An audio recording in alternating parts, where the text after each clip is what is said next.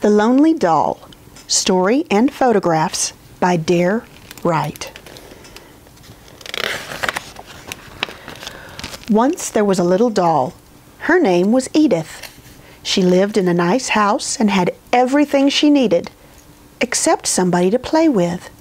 She was very lonely.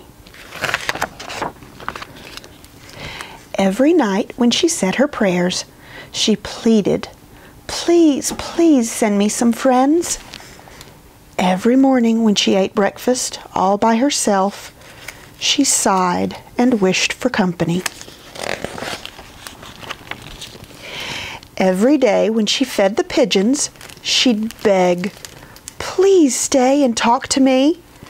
But the pigeons just ate and flew away. Then one morning, Edith looked into the garden, and there stood two bears. The big bear bowed. "You must be Edith," he said. "I am Mr. Bear, and this is Little Bear. We've come to be your friends." Edith clapped her hands with joy. "You must have found me because I wished so hard," she cried.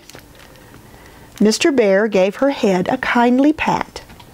"Just wait and see what fun we'll have," Little Bear whispered in Edith's ear. She had never met any bears before, but she liked them at once. From then on, Edith was never lonely again. Little Bear was right. They did have fun. Of course, Mr. Bear made Edith and Little Bear do their lessons every day, but there was lots of time left for adventures. When they were good, Mr. Bear took them all to all kinds of interesting places. They went to the park. They went to the beach. They went fishing. But when they were naughty, Mr. Bear had to scold them because they got too dirty or climbed too high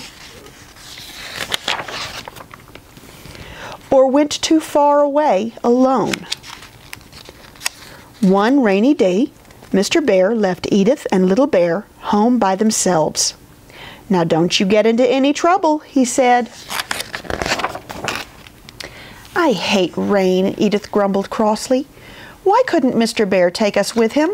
There's nothing for us to play indoors." "We'll find something," said Little Bear. "Come on, let's explore the house."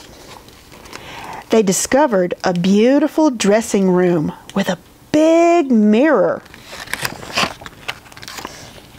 Edith climbed up to look at herself and got very cross indeed.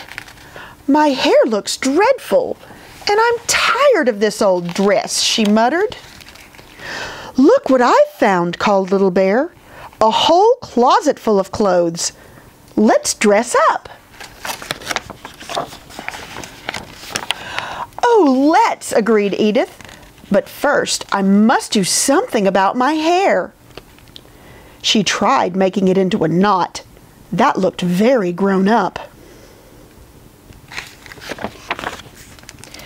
"Try a flower," offered Little Bear. He snatched a rose from a vase. All the water spilled, but Edith didn't care. Then came high-heel shoes and a ruffled petticoat and a hat with roses and ribbons, and Little Bear discovered the jewel box. Finally, they stopped to admire each other. "All you need now, Edith, is lipstick," Little Bear said. "Oh, I'd never dare," Edith worried. "You know what Mr. Bear would say." "Who cares what Mr. Bear says? I don't," cried Little Bear. He grabbed the lipstick and scrawled all across the mirror, "Mr. Bear is just a silly old thing." So on went the lipstick, But in the mirror, Edith saw Mr. Bear watching.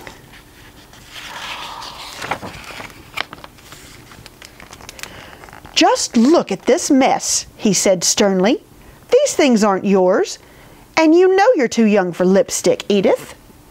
"I am not," replied Edith, "and I don't care what you say anyway. You're a silly." "I may be a silly," Mr. Bear answered, "but I know when a naughty little girl needs a spanking." Little Bear couldn't watch. He was afraid his turn was next. He was right.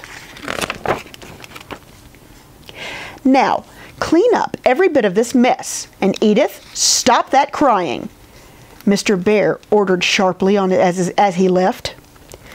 But Edith went on crying as if her heart would break. "Oh, stop it," grumbled Little Bear. "Isn't it just like a girl to cry because she gets spanked?" "It's not that," Edith sobbed. "I'm scared." "Scared?" Little Bear snorted. "Scared of what?" "Mr. Bear's so angry," Edith wailed. "What if he goes away and takes you with him? I'll be all alone again." Little Bear didn't like this idea at all.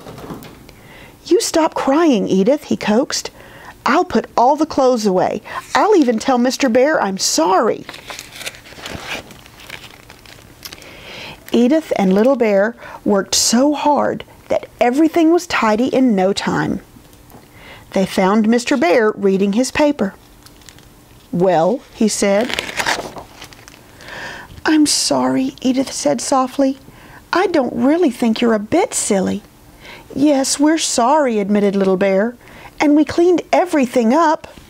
"And we won't do it again," declared Edith. "Well now," said Mr. Bear, "in that case, I think perhaps we can forget all about it."